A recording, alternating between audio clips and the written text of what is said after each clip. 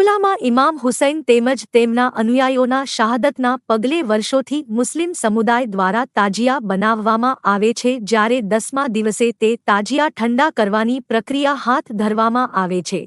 વડોદરા સંસ્કારી નગરી છે, કલાંદરી છે, જેથી વર્ષોથી પરંપરા મુજબ વડોદરાના અનેકો વિસ્તારમાં રહેતા મુસ્લિમ સમુદાય દ્વારા આવું નવા તાજિયા બનાવવામાં આવે છે અને તેમને ઠંડા કરવા માટે ઐતિહાસિક સરસિયા તળાવ ખાતે લઈ આવવામાં આવે છે. આજરોજ 10મા ચાંદ નિમિત્તે મુસ્લિમ સમુદાય દ્વારા તાજિયા ઠંડા કરવા માટે સરસિયા તળાવ ખાતે આવ્યા હતા. તાજિયા ઠંડા કરવાની પ્રક્રિયાને લઈને પોલીસ તંત્ર પણ સભ્ય બન્યું હતું. બોડી વોર્ન કેમેરા, ધાબા પોઈન્ટ, ડીપ ધાબા પોઈન્ટ તેમજ પોલીસની તમામ વિભાગના કર્મચારીઓ વિશેષ ઉપસ્થિત રહ્યા હતા. તાજિયા જોવા માટે આવનાર લોકોને કોઈપણ પ્રકારની અગવડતા ન પડે તેની સંપૂર્ણ તકેદારી પોલીસ તંત્ર દ્વારા રાખવામાં આવી હતી. જ્યારે તાજિયા વ્યવસ્થિત રીતે તળાવ ખાતે જઈ શકે તે માટે પાલિકા તંત્ર દ્વારા પણ સુચારુ વ્યવસ્થા કરવામાં આવી હતી.